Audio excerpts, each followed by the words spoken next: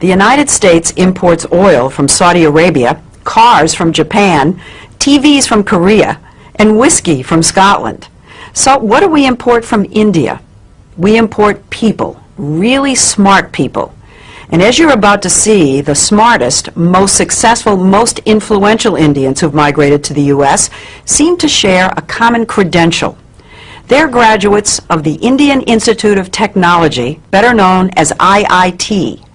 Made up of 7 campuses throughout India, IIT may be the most important university you've never heard of. This is IIT Bombay. Put Harvard, MIT, and Princeton together, and you begin to get an idea of the status of this school in India.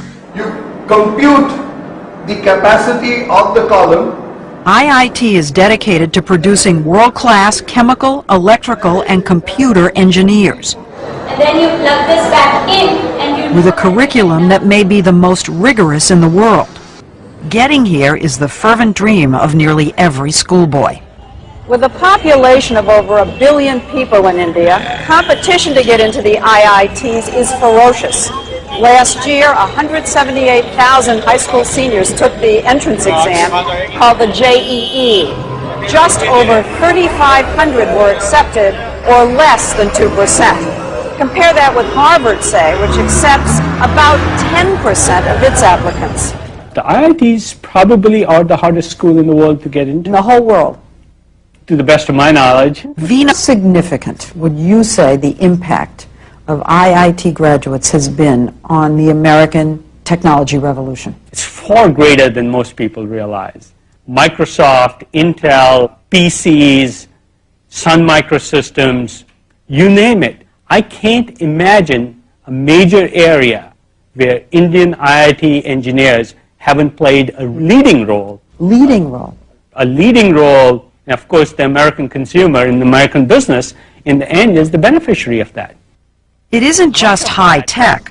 The head of the giant consulting firm McKinsey & Company is an IIT grad. So is the vice chairman of Citigroup and the former CEO of US Airways. Fortune 500 headhunters are always on the lookout for that IIT degree. They are favored over almost anybody else.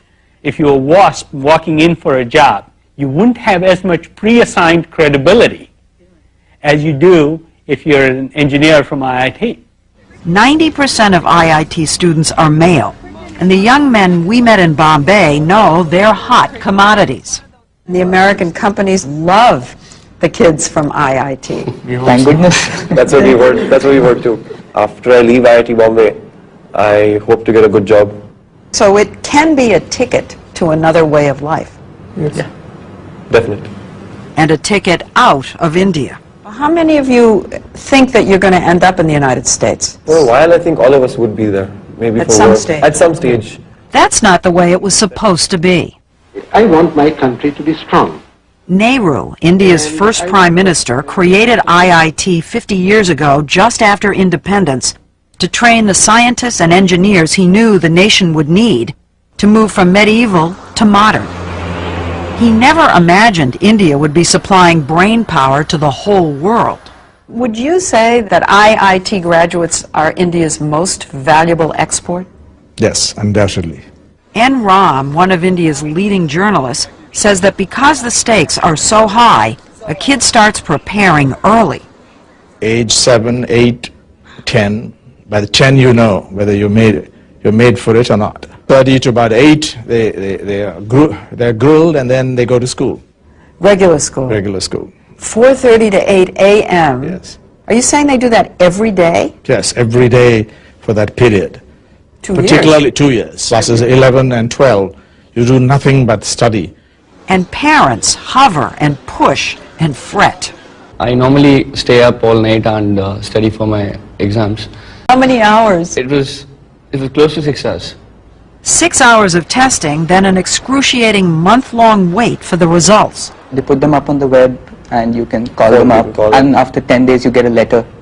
So but it's on the web so everybody knows? Yeah. You never get your marks. You just get your All India rank. You just get your rank. Rank, so you first, second, third in the country. Right. Yeah. So it goes from So 1 everybody to knows. 3,000 roughly. So if you were 2,999, everybody knows. Everybody knows, and you're considered really lucky. The top rankers get their photographs in the paper and all. So The high ranks, the high Yes, ranks. he's one of of them. course. You were one of them? Yeah, somewhat, yeah. What number? I was 196. Did you get your picture in the paper? Oh, yeah. The ranking isn't just an ego trip. The top kids get to choose which campus they want and which major. It's a big deal in India. It is. Narayana Murthy, founder of the huge software company Infosys, is known as the Bill Gates of India. What about your own son? Well, my son, he probably wanted to do computer science at IIT. To do computer science at IIT, you have to be in top 200. And he couldn't do that, so he went to Cornell instead. Think about that for a minute. A kid from India using an Ivy League university as a safety school. That's how smart these guys are. I do know cases where students who couldn't get into computer science at IITs, they have gotten scholarship at MIT, at Princeton, at Caltech. Yes, sure.